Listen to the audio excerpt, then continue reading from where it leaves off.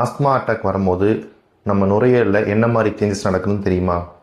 இது வரும்போது இந்த மாதிரி ட்ரிகரிங் ஃபேக்டர்லாம் நமக்கு எக்ஸ்போஸ் ஆகும்போது இதே மாதிரி தான் நம்ம பண்ணணுமா? இது கம்ப்ளீட் க்யூர் கிடையாதா?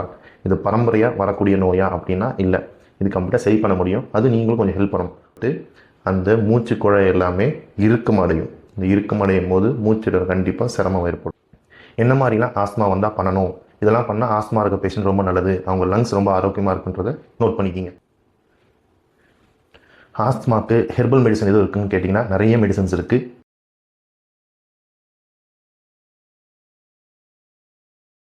ஆஸ்மா அட்டாக் வரும்போது நம்ம நுரையீரலில் என்ன மாதிரி சேஞ்சஸ் நடக்குதுன்னு தெரியுமா? நார்மலாக நம்ம நுரையீரலில் மூச்சு உள்ளே போகிறதுக்கு வெளியே வர்றதுக்கு பிராங்கியல் ட்ரீன்னு சொல்லுவாங்க. அதாவது நுரையீரலில் இருக்கக்கூடிய ரத்த குழாய் மாதிரி வச்சுக்கிங்கன்னா அது ரொம்ப ரிலாக்ஸாக இருக்கும். அப்போ தான் மூச்செல்லாம் உள்ளே போயிட்டு வெளியே வரணும். ஆனால் இதுவே ஆஸ்மா அட்டாக் வரப்போகுது, ஏதாவது ஆஸ்மா உண்டு பண்ணக்கூடிய ஏதாவது ட்ரிகரிங் ஃபேக்டர் நீங்கள் எதிர்கொண்டீங்க, ஏதாவது உணவுப் பொருளோ இல்லை வேறு ஏதாவது டஸ்ட் பார்ட்டிகளோ இருக்குங்கன்னா உள்ள ஒரு இன்ஃப்ளமேஷன் ஏற்பட்டு அந்த மூச்சு குழாய் எல்லாமே இறுக்கமடையும். இந்த இறுக்கமடையும் போது மூச்சு கண்டிப்பாக சிரமம் ஏற்படும். இந்த இறுக்கடையும் போது இந்த மசில்லாம் ரொம்ப டைட்டாகும்.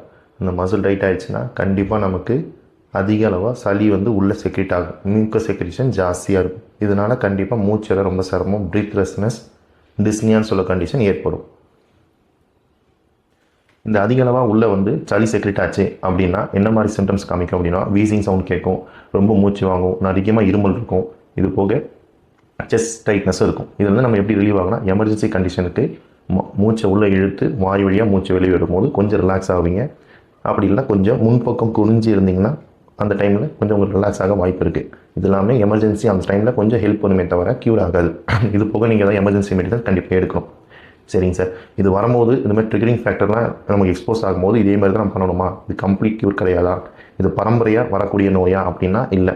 இது கம்ப்ளீட்டாக சரி பண்ண முடியும். அது நீங்களும் கொஞ்சம் ஹெல்ப் பண்ணணும். ஒரு சில லைஃப் ஸ்டைல் சேஞ்சஸ் பண்ணணும். என்ன மாதிரினா நம்ம டஸ்ட் இருக்க இடத்துக்கு போகிறோம் இல்லை பொல்யூஷன் இருக்க இடத்துக்கு போகிறோம்னா கண்டிப்பாக மாஸ்க் யூஸ் பண்ணணும். இதுவே ஒருத்தவங்க உடம்பு சரியாக பார்க்க போகிறோன்னா N95 மாஸ்க் கண்டிப்பாக யூஸ் பண்ணணும். அப்போ உங்களுக்கு அந்த வைரஸ் இன்ஃபெக்ஷன் வராது, டஸ்ட் பார்ட்டிகல்ஸ் வராது. இதுவே ஒரு சில பொருட்கள் அக்ரிவேட் பண்ணுது. சீசனல் வேரியேஷன் இருக்குன்னா இந்த பனிக்காலத்தில் அதிகமாக இருக்கும். ஏன்னா அந்த குளிர் சில பேருக்கு ஒத்துக்காது. அப்போ நீங்கள் நல்லா கவர் பண்ணிவிட்டு இந்த குளிர் உங்களுக்கு அஃபெக்ட் பண்ணாத அளவுக்கு இருக்கணும். ஒரு சில பேருக்கு அந்த செடியிலேருந்து வரக்கூடிய மகரந்தன்னு சொல்லக்கூடிய பாலன் கிரெயின்ஸ் அஃபெக்ட் ஆகும். ஸோ அப்போ நீங்கள் கண்டிப்பாக மாஸ்க் போகணும், அந்த செடிக்கிட்டே போகக்கூடாது. இது போக ஒரு சில பேருக்கு உணவுப் பொருட்களை அதிகப்படுத்தும்.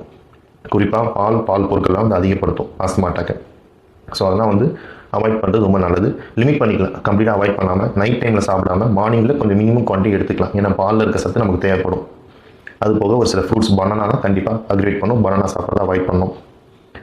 ஒரு சில ஃப்ரைட் ஐட்டம்ஸ், ரொம்ப டீப் ஃப்ரையான பண்ண பொருள் ஒரு சில ட்ரிகரிங் ஃபேக்டர் இந்த ஆஸ்மாவை அதிகப்படுத்தும். சோயா பொருட்களும் அதிகப்படுத்தும். ஸோ இதெல்லாம் நீங்கள் லிமிட் பண்ணணும். இது போக ஒரு சில பேருக்கு ஸ்பெசிஃபிக்காக ஒரு சில ஃபுட் அதிகப்படுத்தும். ஸோ அதெல்லாம் நீங்கள் நோட் பண்ணி அவாய்ட் பண்ணணும். என்ன மாதிரிலாம் ஆஸ்மா வந்தால் பண்ணணும்? இதெல்லாம் பண்ணால் ஆஸ்மா இருக்க பேஷண்ட் ரொம்ப நல்லது, அவங்க லங்ஸ் ரொம்ப ஆரோக்கியமாக இருக்குன்றதை நோட் பண்ணிக்கிங்க. ஃபஸ்ட்டு கண்டிப்பாக அவங்க டெய்லி ப்ரீத்திங் எக்ஸசைஸ் 10 மினிட்ஸாவது பண்ணணும். இந்த மவுத் ப்ரீத்திங், டயஃப்ரமிக் ப்ரீத்திங் சொல்லுவாங்க. அதாவது நம்ம வயிற்றுலேருந்து அடி வயிற்றுலேருந்து அந்த மூச்சை இழுத்து வெளியே விடணும். அது உங்களுக்கு ரொம்ப ஹெல்ப் பண்ணும்.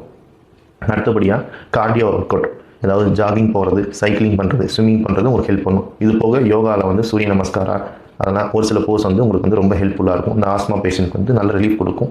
கண்டிப்பாக அந்த ட்ரிகரிங் ஃபேக்டர்லாம் எக்ஸ்போஸ் ஆகாமல் இருந்தாங்கன்னா நல்ல இம்ப்ரூவ்மெண்ட் கிடைக்கும். ஆஸ்மாக்கு ஹெர்பல் மெடிசன் எதுவும் இருக்குன்னு கேட்டிங்கன்னா நிறைய மெடிசன்ஸ் இருக்குது. நிறைய ரிசர்ச் பேப்பர் பாஸ் பண்ணி அதுலேயுமே நல்ல ரிசர்ச் கிடச்சிருக்கு. ஒரு குறிப்பிட்ட குரூப் ஆஃப் பீப்புள் கொடுத்து இந்த ஆஸ்மா கம்ப்ளீட்டாக வெளியே வந்திருக்காங்க. என்ன மாதிரி மெடிசன்ஸ்னால் டேப்லெட் ஃபார்ம்லேயும் இருக்குது, பவுடர் ஃபார்ம்லேயும் இருக்குது. டேப்லெட்டில் கஸ்தூரி மாத்திரை, சுவாசக்குடோரி மாத்திரை, அது போக ஹெர்பலில் பவுடரில் தாலி சாய்ச்சூரணம், திரிகடுக்கு சூரணம், ஆடதோட மணப்பாகு, தூதுவளை நெய், கண்டங்கத்திரி லேகியம், திப்பிலி லேகியம், இதெல்லாமே உங்களுக்கு ரொம்ப ஹெல்ப்ஃபுல்லாக இருக்கும். இதை கண்டிப்பாக நீங்கள் டோஸ் ஃபிக்ஸ் பண்ணி தான் சாப்பிடணும். நீங்களாக வாங்கி சாப்பிடக்கூடாது. ஸோ நான் சொன்னேன் உங்களுக்கு பாயிண்ட்ஸ்லாம் ஆஸ்மா பேஷண்ட்டுக்கு ரொம்ப ஹெல்ப்ஃபுல்லாக இருக்கும். இதை நீங்கள் ஃபாலோ பண்ணாலே, ஏன்னா அப்போ வரப்போகிறது குளிர்காலம், நீங்கள் ரொம்ப கவனமாக இருக்கணும். ஸோ இந்த மாதிரி மெடிசன்ஸ்லாம் நீங்கள் எடுத்துக்கிட்டால் நீங்களாக எடுக்காதீங்க, டாக்டரை பார்த்து எடுங்க. எடுத்துக்கும் போது கண்டிப்பாக நல்ல ரிலீஃப் கிடைக்கும். ரொம்ப ஆரோக்கியமாக இருப்பீங்க. தேங்க்யூ.